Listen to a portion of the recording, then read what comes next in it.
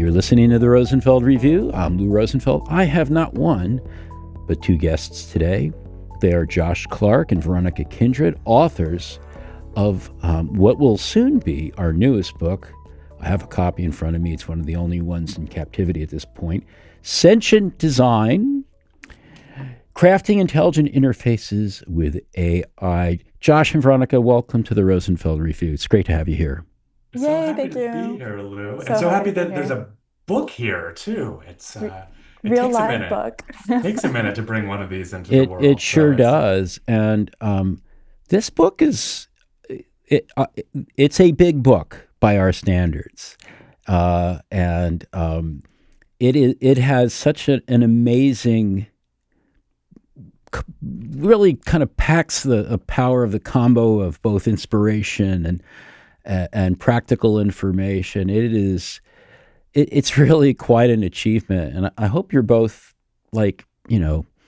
taking a little breather now, feeling good. Although I just saw you in person last week in San That's right. Francisco at yet another design/AI event.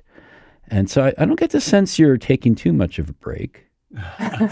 these I are would important say, times. Yeah, yeah, go I ahead, would say, I Veronica. would say that's right. It was hard work to write the book, and I think now we're kind of enjoying being outside about it and really getting to pound the drums, as it were. Yeah, that's right. But it's like it's an exciting moment for this book to come out because I feel like a lot of things are coming to a head in design. There's a lot of things to talk about.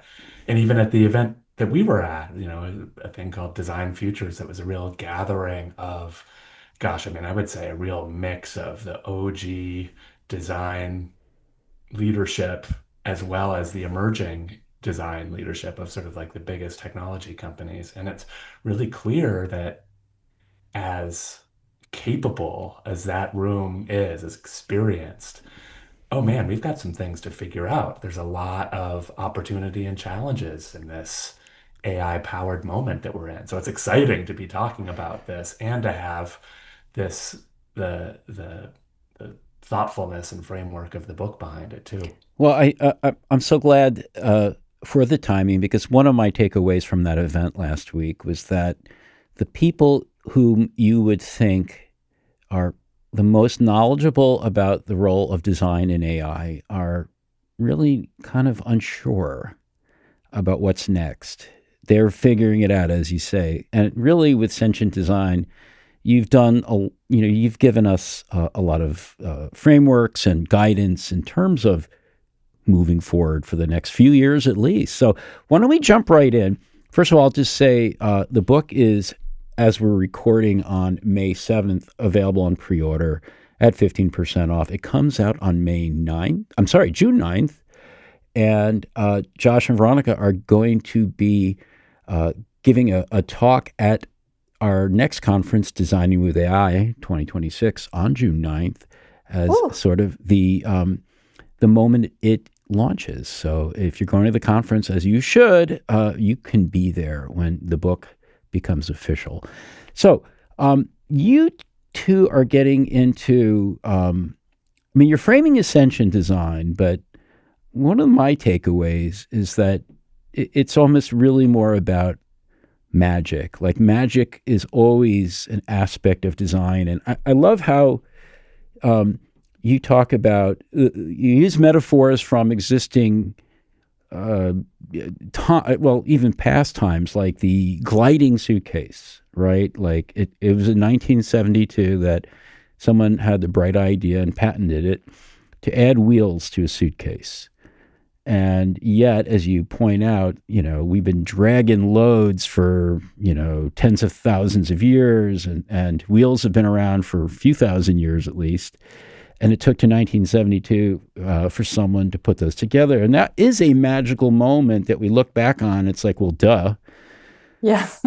But I guess from your perspective, we're at a moment where, a few years from now, we're going to be looking at a lot of things and saying, well, duh. But there's that moment where you put the wheels on the suitcase, and it is pretty exciting. And I feel like, your excitement is about really all the wheels that are about to be added to suitcases. Talk a little bit about the magic that you're already seeing come to pass thanks to AI being in the hands of designers.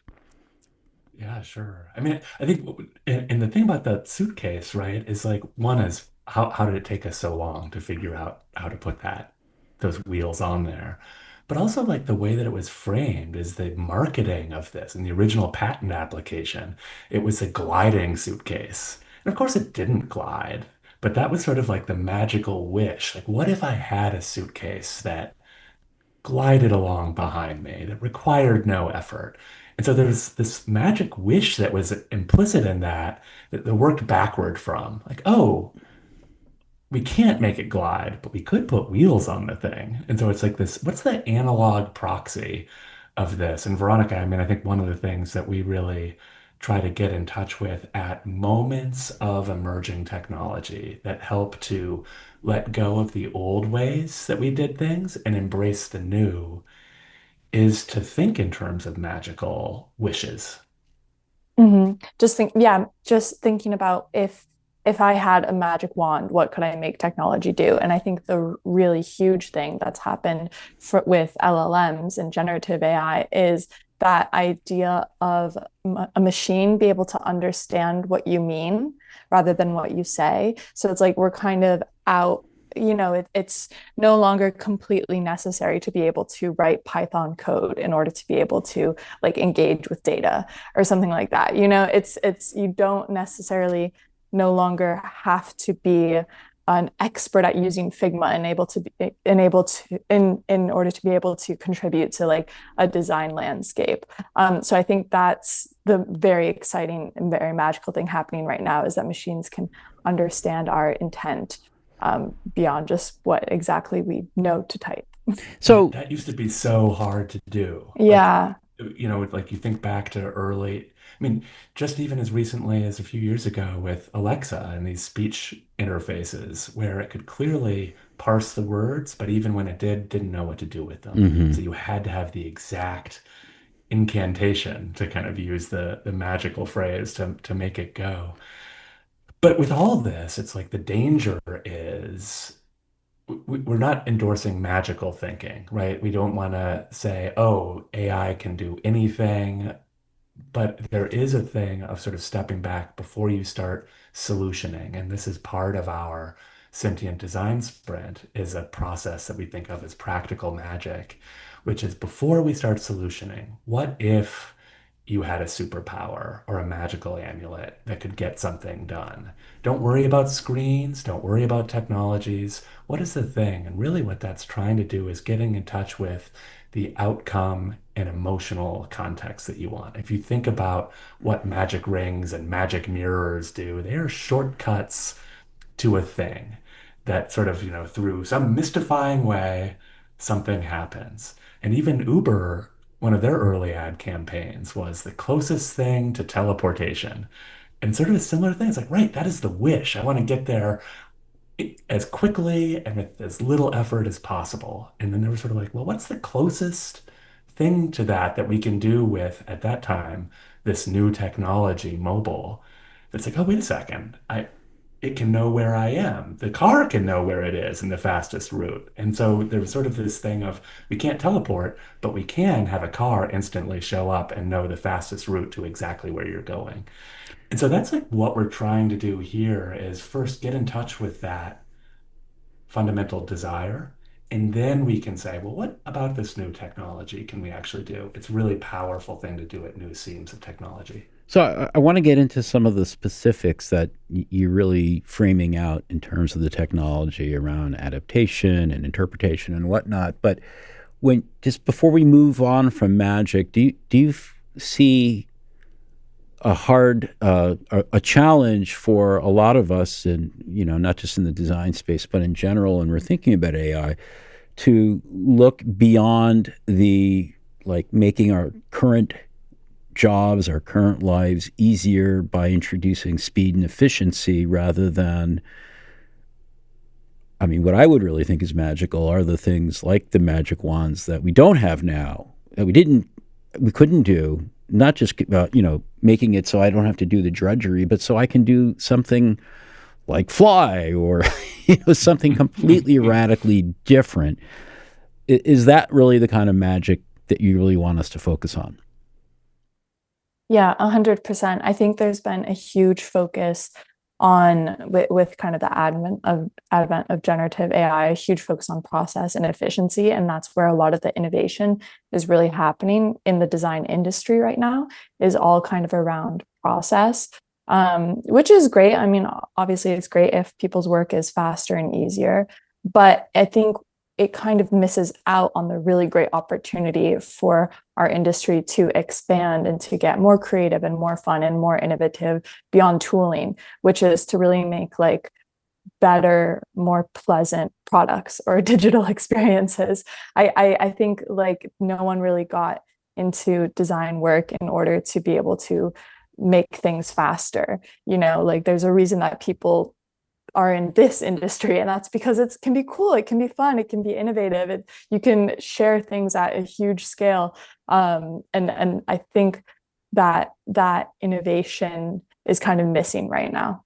I think that for the last 10 years, the innovation in design has happened in design operations Hmm. as large organizations have metabolized design into larger processes, for better and for worse. And so I think that it has been 15 years since mobile brought us a new interaction paradigm. And since then, we've been tinkering with tools and process. And so it's natural that when AI came out, and it's like, ooh, how does this change my tools and process? But friends, production is a means to product. We're not production is important. How we make things is important, but what we make is frankly the thing that matters most. What do we deliver to customers and what happens next? And we can make experiences now that were never possible before. We've been talking about adaptive interfaces and personalization for decades. And now we've got the technology to actually do it in valuable, meaningful ways, and we're tinkering with our tools. And so I think that's a natural first step in adopting technology. First, we retool, then we reorganize to get our process around that, and then we invent. But I think that there are so many folks right now, because of the practice that we've had of the last decade of focusing on tooling and process, that we're rusty around product design. And sentient design is a way to really engage with this next era of intelligent interfaces that we're going to be creating. And it is exciting. This is the most excited that I've been in my 30-year design career. And it's like, let's go. Let's go. Well, It's like, look up from our tools and let's go. so, I mean, you're both at Big Medium, and an agency that, from my perspective, I haven't actually worked with you, but I understand that historically you've done a lot of work in tooling and around things like design systems and so forth. Are you finding like you're just sort of cutting the cord with sort of the past work you've done, or is it bridging in a more evolutionary way? How do these sort of traditional pre-innovative types of work move into the magic? Yeah, no, I mean, I think it's a That's great question. Yeah, go ahead, I Veronica. was going took the words out of my mouth. Great question.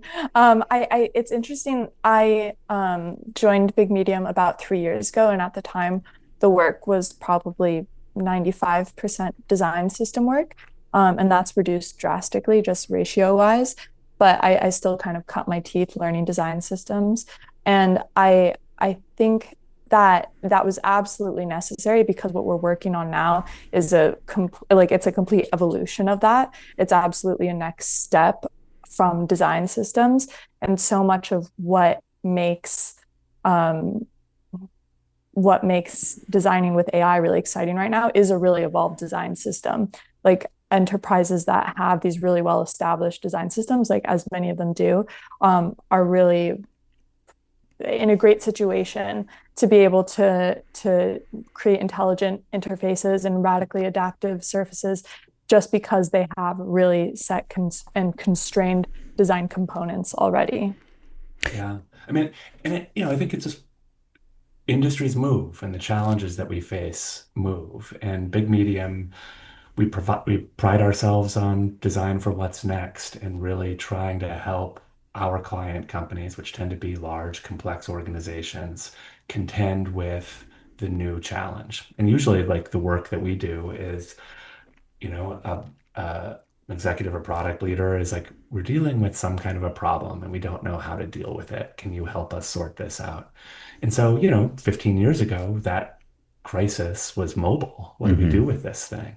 And then a few years later, as agencies got brought into these large companies, like, how do we deal with design? How do we fit design into a enterprise production process? And that was the challenge for the industry.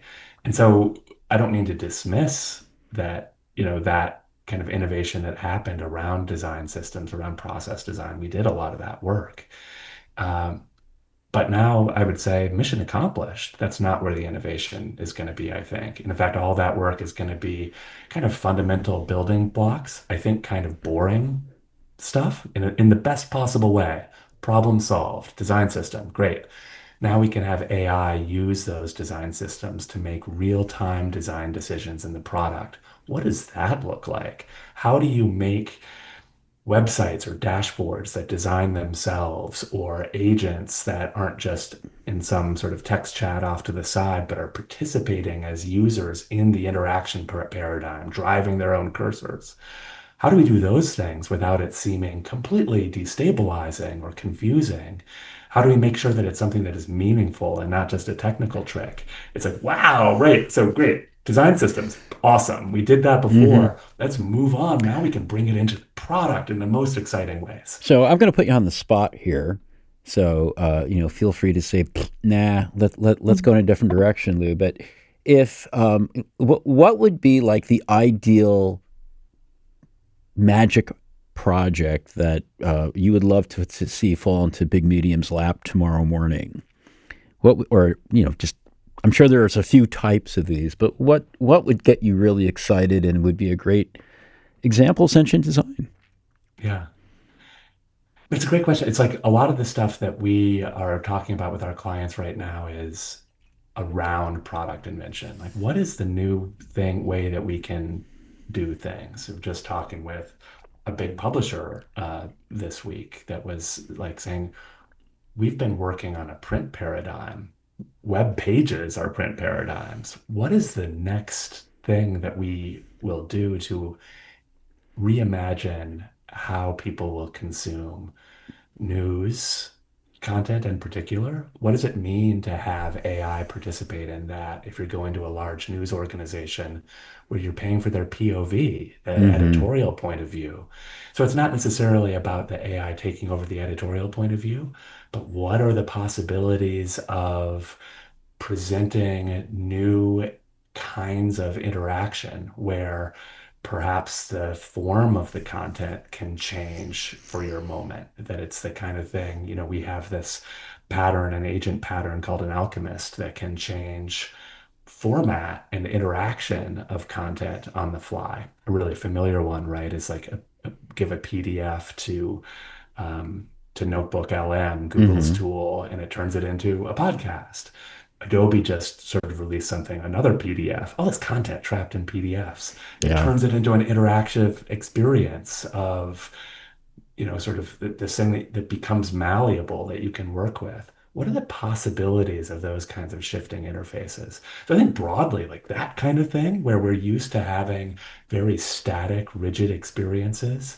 It's like, wow, what happens if it can actually bend to what you want and need, where you're not working with the content or navigating it on the designer's terms, because that was the only way we had before, but where the it can bend and flow with you because you have a system that can make design decisions with you in the moment. So an example of something that we're working with now is we're working with a company that specializes in data security, cleaning up messy sources of data so that companies can use it. And we're inventing with them a new way to explore rich data in a visual canvas where you can see sort of the logical flow of data as data visualizations bloom on the canvas to as you sort of explore and trigger it. It's this collaborative exploration between system and user to not just visualize data in new ways, but to explore it and see the logical path of it, which is interesting in general for data, but especially for, say, regulated industries that need to be audited as well and have their logic revealed and easy. And we're like visualizing that now. All of these things are just these really exciting ways where it's like, instead of having these sort of fixed paths and fixed ways to visualize or interact with data, the interface itself becomes intelligent and collaborative. And that's what we mean by sentient, by the way. This isn't something crazy like consciousness. This is Not yet. interfaces and experiences. Yeah, we will see. That is above our pay grade to sort of Yeah. know what's going to happen there. But these are experiences that have awareness and agency to respond to the user in the moment. It's delegating in interesting ways that changes. Veronica, you've got a good take on this. It changes the designer's role. Yeah, I think it really it I think there's a tendency and a fear when we talk about design and AI that AI will kind of push out designers or take over the job of designer.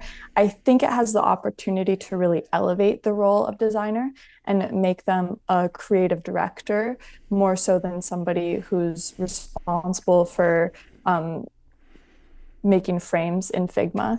I think it really gives people the opportunity to take on a new level of creative direction as well as technical direction. I think it also has this amazing ability to kind of flatten everybody's roles. So it's like as much as you're a designer, you can now work in code too.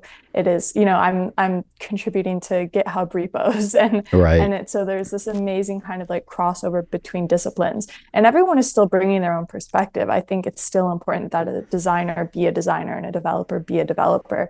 But it gives the amazing ability for people to have more crossover when they talk to each other and the ability to work more so in the same environment. Well, it's interesting. Like I've been thinking a lot about the verbs that we will use to describe what designers have done traditionally in new ways in this sort of new era. And orchestration is the verb I often keep coming back to, the orchestration of people and tools and sometimes policies. That's kind of where I feel like a lot of designers are heading. But I love a verb that you used a little earlier, Josh, and that is invent. I mean, we talk about innovation, which is like, sure, nice, but it's sort of like a dumb noun. It's an object of an important process.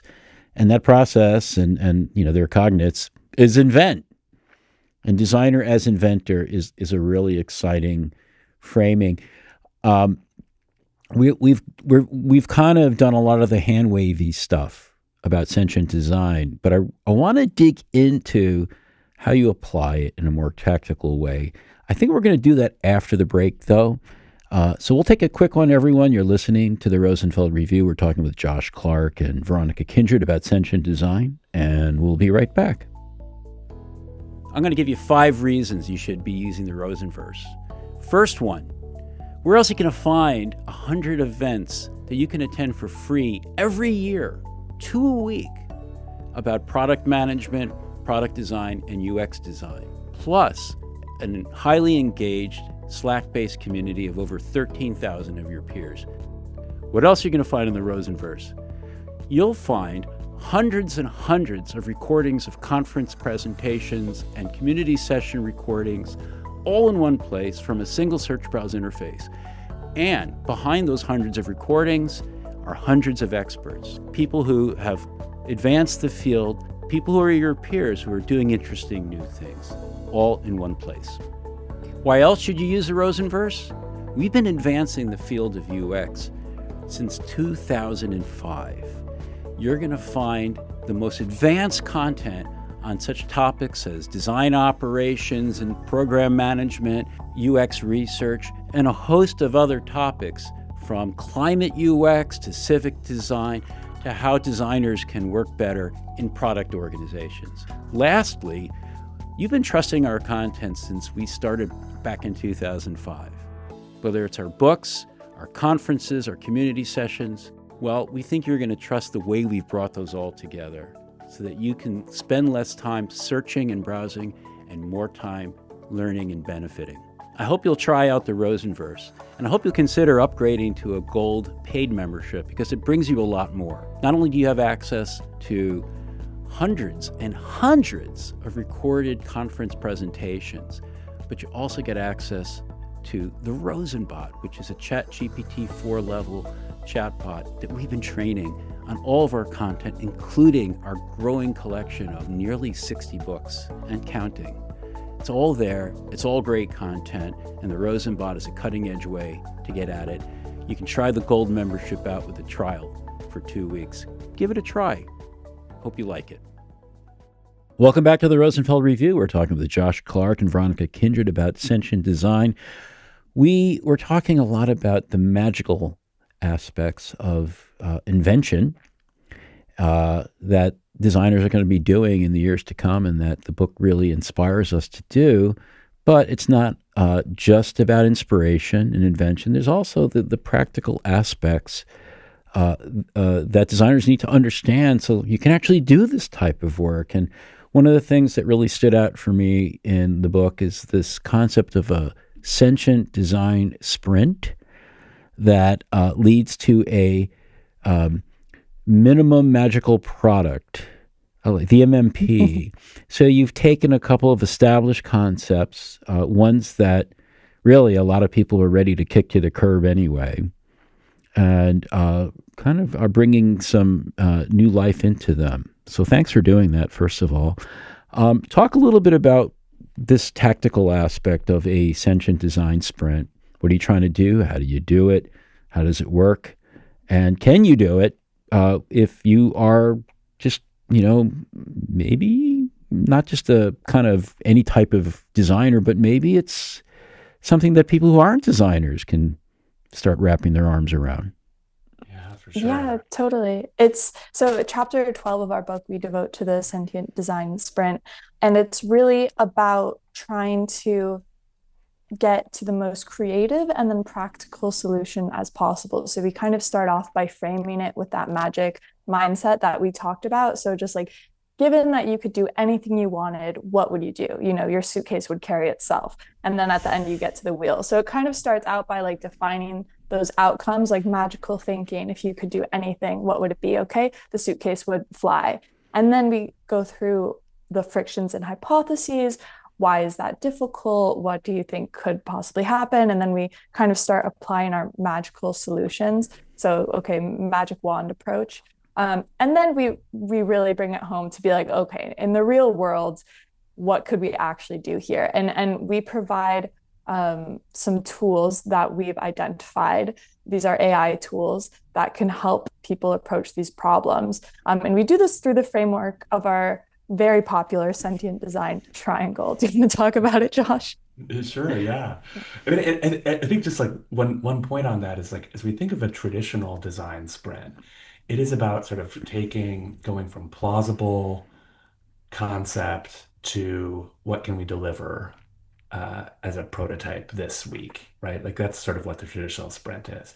We take that upstream from what is the impractical concept, the fundamental wish, to figure out what is the plausible concept. So it's like we believe that in emerging technologies in sort of this moment, the challenge is often letting go of the old way of doing things and giving yourself permission to step back and think, wait, what are we trying to do in the first place? And we've done this with hundreds of designers, and it is hard. People jump to, oh, all right, well, here's the UX pattern to use, or here's the chat experience that we're going to do. Really jumping to solutioning instead of It's really hard to let go desires. of the technology. It's really hard to like let yourself get out of your practical mind and just kind of just be wishful. Like that's a very Yeah, hard thing to ask professional and smart people to do. yeah. And so but the goal is to actually get to a plausible thing to make. And from there, to your point, Lou, get to things and it's like, oh, we can actually deliver this and build this. But the first and critical part is how do we think beyond slapping a chat sidebar on an Hmm. existing product or having a text-based agent as something like that's there's so much more we can do. And so how do we enable that thinking? Veronica mentioned the Sentient Triangle, which is sort of our visual map of 14 different experience archetypes that we can make. So some of those are familiar things like assistants, but there are also the NPC pattern, non-player characters from kind of from gaming, where the AI appears as an agent inside as a user, as just another user in a familiar multiplayer environment. So in a Canvas experience like a Figma or a Canva, the agent shows up as a cursor and participates in comments, or it's Mm. showing up as an editor in your Google Docs instead of going off to some other place. So it's this idea of actually bringing AI in as a character or another user in the experience rather than putting it into some sort of chat box ghetto off to the side. There are things like the intelligent canvas, where the this visual canvas can actually respond to what you put on it and create additional content or blend content with you as you go. So all these things that go far beyond text. There's 14 of these. And so after the minimum, so part of getting to that minimum magical product is going from that magical wish and being like, all right, we've got these 14 archetypes that go across different types of postures that might be tool or chat or agent or copilot. How do those become the wheels to put on the suitcase? We have this magical wish that is implausible, impossible, can't do it, but we can get close to it and move in its direction. Uber's teleportation, the wheels on the suitcase, by saying, wait, we've got these new interaction archetypes that we can use of intelligent interfaces powered by AI that we couldn't, that weren't available to us before. How does that fit in? How does that become kind of our stand-in for the magical amulet? And so it's this it is at once it sounds a little loopy, right? But it's like allowing yourself to get in touch with fundamental user wants and needs is what that, and so it requires some deep knowledge of what users and customers are dealing with. Like Veronica said, like the frictions that prevent them from doing it. You have to know that stuff. And then we have these different forms that we can bring to it. Well, I really like that, you have a practical process that's grounded in that sentient triangle, that framework that in effect is like a really strong anchor to steady this whole process. I mean, it's I can certainly see getting kind of pulled into this vortex of exciting, magical things that you can do, and that's great. But you need to still have some kind of basic, maybe not design constraints as much as just some sort of constraints around the thinking, just to the degree that ultimately you have to get something done, right? You can't constantly spin off in different directions, and so I think it's important that you've done that in this book. You really kind of, I don't know, I don't know how better to put it other than you kind of dotted all the I's and crossed the T's here. Thanks for that, Lou. Thank you, yeah. I did have I was sort of nibbling a little bit at a question earlier about, like, is this an approach that you could take on if you weren't someone from the design world? And the reason I get at that is I think, like you were just saying, having an understanding of the friction, understanding of what the users and their context is, and how things can be problematic for them is important. And designers and researchers especially have a good sense of that. On the other hand, I wonder if designers and researchers and so forth have a bit of a challenge in that they need to unlearn certain things, certain behaviors, certain ways of thinking of how technology works, and maybe, like, sort of, it's like we're all used to gravity, and suddenly you're saying, well, you can fly, Yeah. but it doesn't work that way. But no, it does work. So what, like, is this an approach that is available to for people who are not traditional designers, is it possible for them to take what you have in the book and apply it? But also, if I am a traditional designer, what do I need to unlearn most of all? Yeah, great series of questions. Yeah, I think that this, as much as our book is for designers, I think that the entire thing and all the sentient design sprint specifically is also a great framework for product people or developers, as well as designers or researchers, just anyone who wants to make a great digital experience in 2026 and beyond. Um, I for the second part of your question, what do designers need to unlearn? I really do think it goes back to just getting away from practical solutions or what feel like practical solutions at first, because there's so much new tooling available that it's kind of a complete start over. It's in a sense, a whole new medium that you can apply to Mm-hmm. your level of mastery that you already have.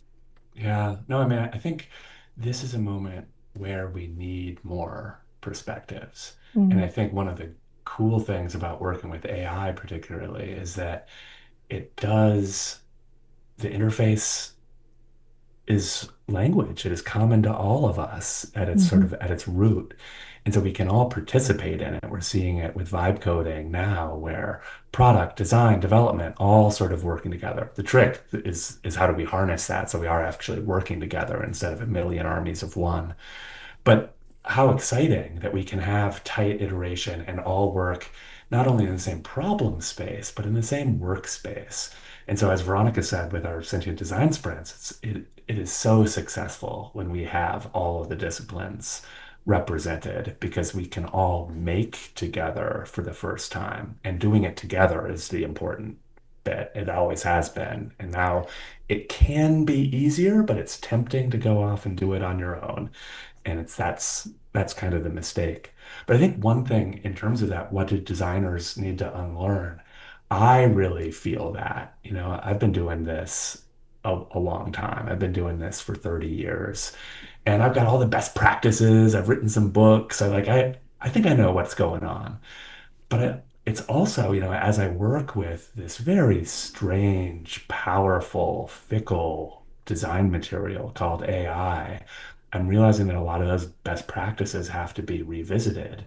And so it has been so important to me to work with Veronica, who, as she said, is just 3 years into her career, to have this perspective of what's possible. Because Veronica, you don't have my experience yet, but you're also not burdened by it. And so we've got two generations of designers with really different expectations. I mean, Veronica, you came up with a whole different set of expectations of software as a user and as a designer. That's right. Yeah. So just based on my age, I kind of grew up in a very algorithmic digital world, beyond static websites, you know, grew up on Instagram feeds, I fear. And now there's this kind of whole new generation that's going to grow up on generative AI feeds or experiences or chatbots, whatever we let them grow up on. And I've really spent my career there as well. Like I've never had a career beyond college that Mm-hmm. is without AI. Like this is just, my experience of the world. And so I do think there's a lot of stake in what Josh is saying. Obviously something he says is he couldn't have written this book without me. I mean, I obviously couldn't have written it without him either, but I think it's been a great gift for both of us to be able to have that kind of generational exchange, intergenerational exchange, because I think there's a lot, we're all kind of starting from the same place in some sense. As Josh said, like he has the best practices and the industry standards and all this amazing things, which I've gotten to learn from, but we're all new to this technology because it's just new to the world. We need the beginner's mind here. Yeah. Yeah. Yeah.